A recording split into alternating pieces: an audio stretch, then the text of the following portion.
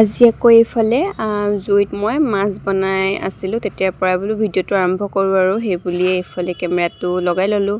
তাৰপিছত এইফালে মাছকেইটা ভাজিলোঁ। তাৰপাছত এইফালে মায়ে আকৌ আমলখি আনিছিলে, ৰাতিপুৱা আনিছিলে, ৰাখি দিছিলে। তাৰপিছত বেটিয়ে সেইকেইটাকে লৈ খেলি আছে। এইফালে চাওকচোন কিবা কি খেলি থাকে নাজানো আৰু অকলে অকলে এনেকৈ এইফালে কিবা বস্তু লৈ লৈছে, এনেকৈ খেলি থাকে আৰু তাই ধুনীয়াকৈ। এইফালে কিবা নাৰিকলৰ এনেকুৱা টুকুৰা এটা লৈ লৈছে, এখন হেতা এখন লৈ লৈছে।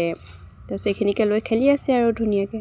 তাৰপিছত আমি সকলোৱে কামে কামে লাগি আছে। এইফালে দেউতাকে পুৰি আছে বিলাহী, এইফালে জুইত পিটিকা খাই যিহেতু ভাল লাগে, আৰু এতিয়া ঠাণ্ডা দিনত এনেকৈ পিটিকাই দি ভাত খাই ভাল লাগে আৰু।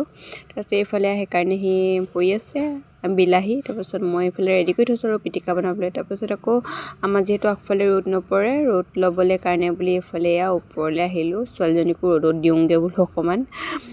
তাৰপিছত তাইক ৰ'দতে বহি বহি কল খাওঁ বুলি কৈছিলে, কলো খুৱাই ল'লোঁ।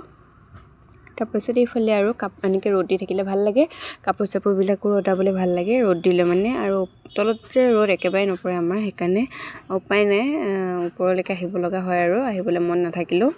তাৰপিছত এইফালে মই বোলো মোক কল নিদিয়া নেকি বুলি ক'লত ছোৱালীজনীয়ে মোক বাতিটো আগবঢ়াই দিছে মোৰ ফালে। তাৰপিছত আৰু আমি ৰ'দ লৈ এনেকৈ বহি আছোঁ, বেলিটো ধুনীয়াকৈ ওলাইছে।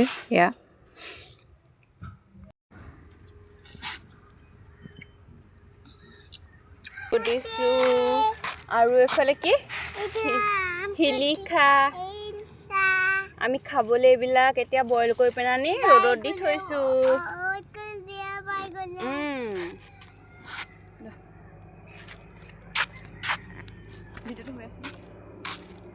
Bye bye.